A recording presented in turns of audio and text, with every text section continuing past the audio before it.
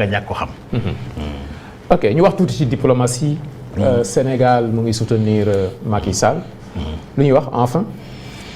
waaw damay nekkoon le président Diomaye dégg na samay wax ndax man j'étais pas du tout d'accord que le Sénégal ignore le président Macky Sall pour la simple et bonne raison que le président Macky Sall citoyen sénégalais la bi nga xam ne il n'est poursuivi pour absolument rien chez lui. Il n'y a pas de mandat d'arrêt contre lui.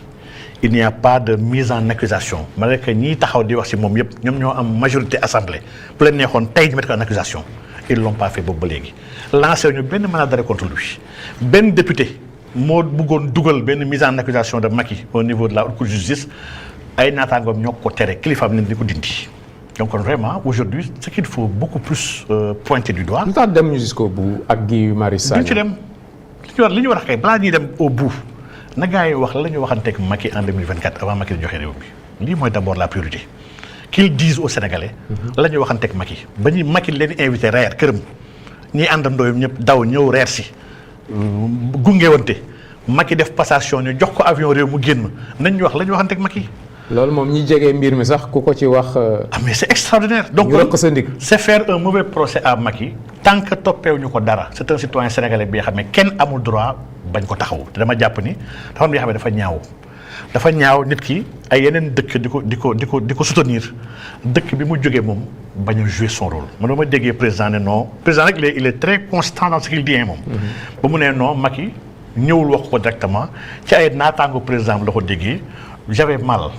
parce que Macky li mu def noonu administration loolu la xam administration bind la xam Macky bind na ko ba mu ko bindee ñu ko waroon tontu. donc vraiment pour man rien ne justifier Sénégal taxaw di seetaan Macky Sall par rapport à sa candidature wax dëgg yàlla.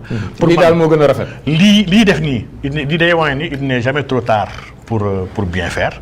man maa ngi ciy féliciter président dama jàpp li mu def nii mooy yoon bi en diplomatie la rancœur n'est pas du tout bénéfique en diplomatie ni ko waroo am rancœur quand on dirige. Un peuple assez hétérogène kenn ku nekk am fi mu faral li mu bëgg pour man soo koy diriger waroo ko diriger ak ay émotions war nga dem de manière rationnelle. xool lépp li nga xam ne mën na jëriñ Sénégal te yàqal la dara ndax bari ko ci mbartal nga dimbali ko mooy li gën ci yow. vraiment donc je me réjouis gis ni ils se sont ravisés Sénégal wax nañ da koy jàppale man pour man lu am solo la yàlla na ko yàlla dimbali may ko ndam bi. gis naa ñu bëri ñuy jafur di yuuxu ci Macky Sall man Macky Sall li ma def leen ko ñoom. man Macky Sall. yàqal na ma sama liggéey.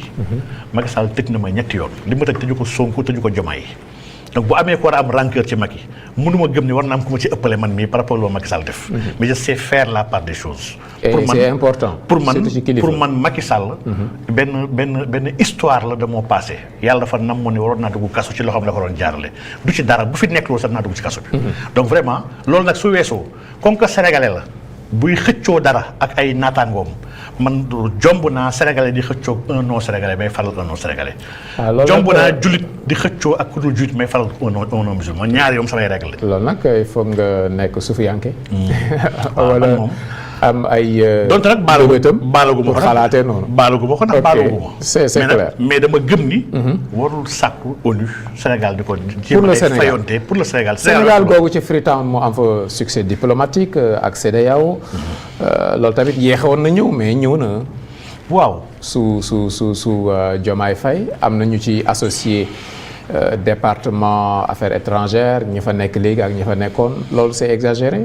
bon c'est exagéré man dama gëm ni la diplomatie dafa am son temps ak ça marche c'était prévisible di tour de rôle bi nga xam ne ñëpp a koy am pour man c'est pas un grand événement il y a nag une victoire diplomatique que le Sénégal a eu en récupérant la commission de l'UEMOA. Sénégal presque musul diriger dara ci biir UEMOA et c'est pas normal ci biir UEMOA ci biir CEDEAO.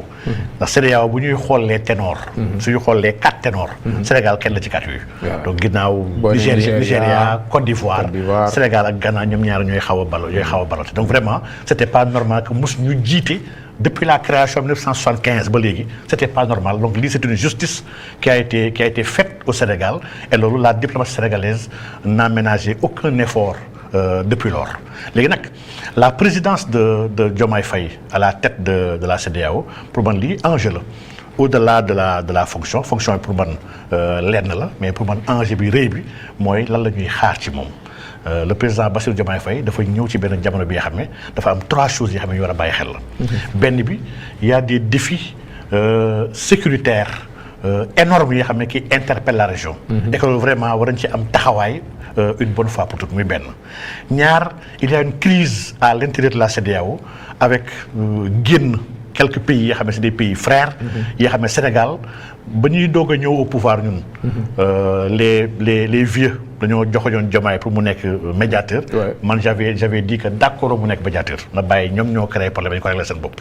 Sénégal dafay travailler dans autre chose. kenn ku nekk quelque soit foo mënti nag di mën a liggéey ak moom. mais aujourd'hui nga xam ne la présidence dafa ñëw ci ay loxom jàpp naa ne am na ci responsabilité bu ngand bi nga xam ne qu'il doit mener. et man gëm naa ni il y a des personnes yoo xam ne des personnes ressources qui sont là dans ce pays bu leen ci associé ñu mën leen liggéey même bu dee xam naa ku mel ni Bathily xam ne mu ngi surtout président de la République. Abdoulaye Bathily quelqu'un bi nga xam ne ku xam Afrique la. effectivement ku am taxawaay la. ku ñu am yaakaar la waaye une équipe on la fortifie am na ñeen ñu fi nekk ñi nga xam ne mën naa tudd ku mel ni ñoom Socrate Babacar Diallo bu CDS ak ñeen ñi nga xam ne ils sont là ñoom professeur Oumar Ndongo donc ñii y a des gens yoo xam ne yàlla may leen CEDEAO xam nañ ko pour mën war na créer une task force bi nga xam ne ces gens là mu jël leen teg leen si wetam. jéem a xool nu mu conduire sa mission à ñetteelu défi bi c'est le défi monétaire. ndax dans la conférence de Sierra Leone les présidents ont rappelé que 2027 dañu war a dem à la monnaie unique CEDEAO ECO man dama jàpp loolu nag erreur bu ngand la bi nga xam ne le président war nañ liggéeyaat loolu. lu tax ñu war ko liggéeyaat mooy dafa am benn gëstukat bu mag bu liggéey si lu ñuy woowee les régionalismes polarisants donc liggéey bu am solo muy wane ni lan moo tax régionalisme yooyu du dox. mu joxe kaawu SADC avec Afrique du Sud ak ñoom Lesotho Eswatini. Afrique du Sud moom c'est presque 80% du PIB moom moo téye zone bi yeneen ñëpp c'est des états satellites pour moom. mu joxe exemple Mercosur avec le Brésil ñoom Uruguay ñoom Paraguay ñëpp c'était des états satellites Brésil à elle seule le Brésil fait 75% du PIB de la zone. mu joxe exemple Inde avec la CDLE Asie du Sud. Inde dëkk yi mu ànd la yëpp tamit Inde moom kese c'est presque 80% de la démographie et 75% du PIB. donc vraiment espace yëpp yoo xam ne daa am un état pivot qui fait plus de 70% du PIB. saa yoo associé moom dans un projet de monnaie unique yaa ngi tayle sa économie et dans la zone CEDEAO le Nigeria fait presque 70% du PIB. CEDEAO des 15 aujourd'hui nous sommes à une CEDEAO des 12 bi nga xam ne à coup sûr dépasse 70% du PIB. donc vraiment mu am gëstukat bu mag ñu wax Nassirou qui a fait un travail benn modèle de VAR structurel pour xool économie Nigéria bi ndax dafay intégré wu dans celle de l'Afrique de l'Ouest mu gis effectivement l'économie du Nigéria ne s'intègre pas dans l'économie de l'Afrique de l'Ouest. il y a des chocs réels yoo xam ne liés au pétrole liés à beaucoup de choses yoo xam ne Nigéria jafe-jafe nar a nekk pour des pays yu mel ni comme ñun pays UEMOA. léegi nag bu pays yi demee ba bëgg gëm ni mën nañu dem vers la monnaie unique man monnaie unique bi déjà mooy sama dernier livre ma bind. pour man c'est une catastrophe. aujourd'hui on a des alternatives yoo xam ne jàpp naa ne le président Diomaye war na présenter alternatives yooyu. la première alternative c'est d'avoir une monnaie commune ouverte. la monnaie commune ouverte permet à tous ces pays-là kenn ku nekk mën a am le bras monétaire comme il l'entend mu am nag une monnaie communautaire bi xam ne qu'on va partager cette monnaie-là sera ouverte du tënk kenn mu bañ a am monnaie boppam man jàpp naa lii mooy la formule lii mooy dëgg-dëgg ce que nous devons faire